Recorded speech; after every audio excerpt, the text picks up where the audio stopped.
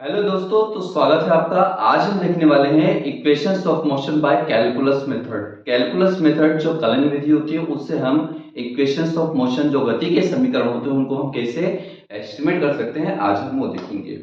तो कलन विधि से अगर हमें गति की समीकरण एस्टिमेट करना है, अगर उसे हमें निगमित करना है, तो सबसे पहले हमें कलन के जो फॉर्मूले होते हैं, जो कैलकुलस के दो फॉर्मूले जो इंपॉर्टेंट होंगे इसके अंदर, बेसिकली सिर्फ दो ही फॉर्मूले होते हैं जो इसके अंदर यूज होते हैं, वो हम यहाँ पर देखेंगे। वो दो फॉर्मूले अगर आपने अच्छे से समझ लिए हैं तो अपने आप इक्वेशंस ऑफ मोशन को एस्टिमेट कर सकते हैं, अगर आपको वेलोसिटी और एक्सेलरेशन के फॉर्मूले लर्न हो तो आइए शुरू करते हैं। दो फॉर्मूले जो इक्वेशंस ऑफ मोशन को एस्टिमेट करने के लिए कैलकुलस के इंपॉर्टेंट होते हैं, उनमें से पहला फॉर्मूला क्या होता है। इनमें से मान लीजिए कि आपके पास कोई फंक्शन है dx और वो क्या कर रहा है, इंटीग्रेट कर रहा है दो लिमिट्स के बीच में, जिसमें एक लिमिट क्या है आपकी a है और ये b है दूसरी लिमिट। मतलब ये जो dx फंक्शन है वो a से b के बीच में क्या कर रहा है, यहाँ पर वेरी हो रहा है। तो dx जो ऑपरेटर है उसके ऊपर जब इंटीग्रेशन ऑपरेट होता है तो क्या होता है, dx का हो जाता है x, और इस टाइप से यहाँ पर लिमिट a लगती है और यहाँ पर लिमिट b लिखती है।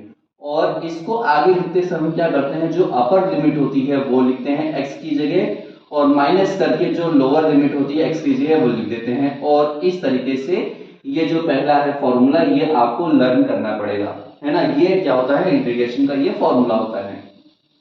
और दूसरा जो फॉर्मूला होता है वो होता है, इंटीग्रेशन का ही यूज करते हैं। उसमें क्या होता है, मान लीजिए कोई फंक्शन एक्स स्क्वायर है और उस पर डी एक्स हमने क्या लगाया यहाँ फंक्शन। अभी क्या होता है, अगर D x x square upon D x, या एक्चुअली एक्स स्क्वायर की जगह एक्स की पावर एन कर देते हैं।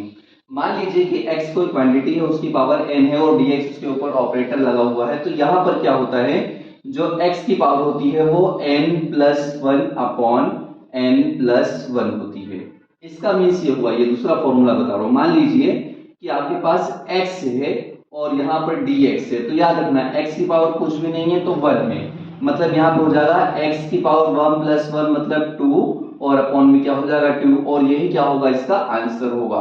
अगर यहाँ पर 2 हो, मान लीजिए यहाँ पर आपका क्या हो, x स्क्वायर हो और ये dx हो, तो क्या हो जाएगा, ये x की पावर 2 प्लस 1 मतलब 3 अपॉन क्या हो जाएगा 3। और इस तरीके से ये जो फॉर्मूले होते हैं, ये अगर आपको लर्न है तो आप कैलकुलस जो मेथड है उसे आसानी से सॉल्व कर सकते हैं। सिर्फ दो फॉर्मूले, एक ये वाला और एक ये वाला।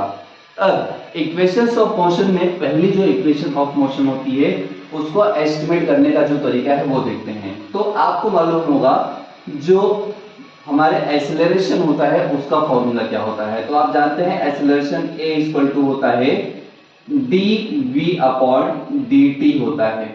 तो ये हो गया हमारा dv अपॉन dt, और यहां से अगर मैं dv की वैल्यू फाइंड करूं तो dv इक्वल टू हो जाएगा a dt हो जाएगा। और v जो वेलोसिटी होता है ये किसके बीच में वेरी होता है, ये इनिशियल से फाइनल के बीच में वेरी होता है, तो इसको हमने dv कर दिया। और यहाँ पे जो a है और जो टाइम होता है वो 0 से लेकर t के बीच में क्या होता है, वेरी होता है, तो ये हमने t लिख दिया यहाँ पर। तो यहाँ पर dv जो होता है, dv या ये वाला फॉर्मूला जो है आपका देख लीजिए, dx dv का हो जाएगा आपका v, और जो यहाँ पर लिमिट है वो हो जाएगी आपकी u से v इज इक्वल टू, ये हो जाएगा आपका a, और ये dt का हो जाएगा आपका t, और ये टाइम का हो गया 0 से t तक वेरी हो गया। तो ये समझ में आ गया इसका। अब यहाँ पे देखिए मैंने आपको बताया, जब भी यहाँ फंक्शन होता है लिमिट वाला तो हम क्या करते हैं, upper limit minus lower limit put करते हैं। तो यहाँ फॉर्मूले में v minus u is equal to हो जाएगा a t माइनस 0, और इस तरीके से v minus u equal to a t आपका होता है। तो v इज इक्वल टू आपका होगा u प्लस a t, और इस तरीके से जो फर्स्ट इक्वेशन ऑफ मोशन है वो आप एस्टिमेट कर पाते हैं। इसके बाद यहां पर अगर हम दूसरी equation of motion find out करना चाहें कि सेकेंड इक्वेशन ऑफ मोशन क्या होती है, तो सेकेंड इक्वेशन ऑफ मोशन जो होती है उसको एस्टिमेट करने के लिए हम फॉर्मूला लगाएंगे वेलोसिटी का। मेरे पर ये देखिए, अब हम वेलोसिटी का जो फॉर्मूला होता है वो हम जानते हैं, v इक्वल टू क्या होता है, v इक्वल टू होता है dx अपॉन dt होता है, ये हम जानते हैं, v equal to dx upon dt। But हम क्या करेंगे, यहाँ पर हम करेंगे dx इक्वल टू क्या लेंगे, dx equal to v dt लेंगे। और हम जानते हैं जो x होता है वो कहां से कहां तक वेरी होता है, इंटीग्रेट करेंगे इसे, यहां पर जो होता है 0 से लेकर x के बीच में, इनिशियल पोजीशन से फाइनल पोजीशन, ये dx क्या होता है, वेरी होता है। और जो वेलोसिटी है वो क्या होती है यहाँ पर v, और ये जो v की वैल्यू है, v की वैल्यू जो हमारे पास है वो यहाँ से हम पुट कर देंगे, v इक्वल टू होता है u प्लस at। तो ये जो v है इसकी जगह हमने रख दिया u प्लस at और बाहर हमने लिख दिया dt। अब dx का हो गया यहाँ पर dx का हो गया आपका यहाँ पर x, इसको हम यहाँ पर अभी ऐसे ही लिखेंगे और ये dx रख दिया। यहाँ पर देख लेते हैं, ये हम लिख देते हैं u dt लिख देंगे प्लस a t dt लिख देंगे और इनका ही हम क्या करेंगे, इंटीग्रेशन कर देंगे। क्या कर देंगे हम, इंटीग्रेशन कर देंगे। इंटीग्रेशन करने पर देखिए क्या होता है, जो u होता है वो क्या होता है, यहाँ पर टाइम जो है, टाइम का फंक्शन है तो टाइम 0 से लेकर t के बीच में वेरी होता है, और यहाँ पे भी जो टाइम है 0 से लेकर t के बीच में क्या होता है, वेरी होता है। तो यहाँ पर देखिए dx का हो जाएगा आपका x और ये हो गया आपका 0 टू t, u dt है और dt का अगर हम करेंगे इंटीग्रेशन तो हो जाएगा t, तो ये हो गया आपका t और t में भी क्या है, ये 0 से लेकर t तक यहाँ टाइम है प्लस a, और t dt देखिए मैंने आपको फॉर्मूला बताया था x dx का, क्या होता है x स्क्वायर अपॉन 2, तो t dt का क्या हो जाएगा, t स्क्वायर अपॉन 2 हो जाएगा। तो ये हो जाएगा आपका t स्क्वायर अपॉन 2 और ये फंक्शन हो गया आपका 0 से लेकर यहाँ पर ये हो गया t तक, ठीक है। अब देखते हैं, ये हो जाएगा आपका, सॉरी x है ना ये x, तो ये हो जाएगा x माइनस 0 क्या बचेगा आपका, सिर्फ x ही बचेगा, x equal to u t minus 0 क्या बचेगा, t माइनस 0 t बचेगा, तो ये हो गया आपका u t प्लस ये 1/2 जो है ना, t स्क्वायर अपॉन 2 माइनस 0 है ना, तो ये चीज यही बचेगी, क्या बचेगी यहाँ पर, ये t स्क्वायर अपॉन 2 ही बचेगी, क्योंकि माइनस 0 0 स्क्वायर अपॉन 2 होगा ही नहीं। तो ये जो इक्वेशन है ये आपकी होती है x equal to ut plus 1/2 a t square, और इस तरीके से आप क्या कर सकते हैं, second equation of motion by velocity हम क्या कर सकते हैं, फाइंड आउट कर सकते हैं। एक्सेलरेशन से पहला वाला यहाँ पे किया था।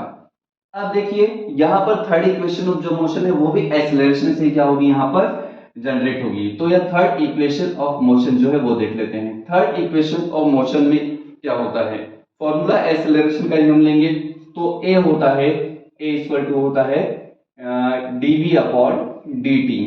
बट क्या होता है, हम यहाँ पर एक चीज करेंगे, इसके अंदर हम क्या करेंगे, dx अपॉन x का मल्टीप्लीकेशन, क्या करेंगे, dx अपॉन x का मल्टीप्लीकेशन करेंगे। तो देखिए a इक्वल टू हमने क्या किया, dv अपॉन dt में हमने कर दिया dx का मल्टीप्लीकेशन और dx का डिवाइडेशन। तो क्या होता है, किसी भी नंबर में एक ही नंबर का मल्टीप्लीकेशन और एक ही नंबर का डिवाइडेशन करने फर्क पड़ता है क्या, नहीं पड़ता है, लेकिन करते हम इसलिए हैं ताकि हमारा जो मतलब है वो यहाँ पे निकल जाए। तो a इक्वल टू यहाँ पर हम क्या करेंगे, dv अपॉन dx कर देंगे और इधर कर देंगे dx, यहाँ पे मल्टीप्लाई dx अपॉन हम कर देंगे dt। तो ये हो जाएगा a इक्वल टू यहाँ पर dx अपॉन dt को हम क्या लिख सकते हैं, dx अपॉन dt को लिखते हैं हम v। तो यहाँ पे हम लिखते हैं मल्टीप्लीकेशन में तो हम आगे v लिख देते हैं और इनटू करके हम पीछे क्या लिख देते हैं, dv अपॉन dx लिख देते हैं। अब ये जो dx है इसको यहाँ पर ले जाते हैं तो क्या हो जाएगा, v dv इधर हो गया, हम इधर लिखेंगे v dv equal to a dx को हम इस तरफ लिख देंगे a dx। और वेलोसिटी आपको मालूम है कहां से कहां तक चेंज होती है, u से लेकर v तक चेंज होती है। तो ये हो गया v dv is equal to ये जो x है ये भी आपका 0 से लेकर x तक चेंज होता है, तो ये हो गया आपका dx 0 से लेकर x तक और ये x dx हो गया, है ना। अब v dv क्या होता है, v dv जैसे मैंने आपको पहले बताया x dx dt, similarly v dv है तो ये हो जाएगा आपका v स्क्वायर अपॉन 2 और यहाँ पर ये लिमिट लग गई u से लेकर v तक की इज इक्वल टू a और dx का हो जाएगा x और ये हो जाएगा 0 से x। अब यहाँ पर लिमिट रख देते हैं, v की जगह v रखेंगे तो क्या हो जाएगा, v स्क्वायर अपॉन 2 माइनस ये हो जाएगा u square upon 2 is equal to a और x माइनस 0 को क्या हो जाएगा, ax ही होगा। अगर आप चाहें तो यहाँ पे x माइनस 0 लिख दीजिए, है ना। अब देखिए यहाँ पे इसको हम लिख सकते हैं v square minus u square upon 2 is equal to ax और यहां से अगर हम कहें तो v square minus u square is equal to 2ax लिख सकते हैं।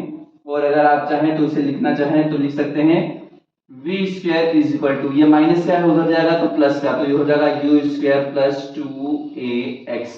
और इस तरीके से आप देखते हैं जो थर्ड इक्वेशन ऑफ मोशन है वो बड़ी आसानी से हम क्या कर सकते हैं, एस्टिमेट कर सकते हैं। तो कैलकुलस मेथड, कहने की कैलकुलस मेथड है, इसके अंदर फॉर्मूले सिर्फ दो ही कैलकुलस के लगते हैं। एक लगता है आपका dx, ये जो लिमिट वाला होता है, दूसरा x की पावर n वाला। ये दो फॉर्मूले अगर आपने कर लिए तो याद रखना ये जो मेथड है बड़े आसानी से आप एस्टिमेट कर सकते हैं सिर्फ दो फॉर्मूले लर्न करके, एक एक्सेलरेशन का, दूसरा वेलोसिटी का, क्योंकि यहाँ पे भी आपका एक्सेलरेशन का फॉर्मूला ही अप्लाई होता है। आई होप आप लोगों को समझ में आया होगा। अगर वीडियो अच्छा लगा हो तो वीडियो को लाइक कर दीजिए, शेयर कर दीजिए अपने दोस्तों के साथ। अगले वीडियो तक के लिए जय हिंद।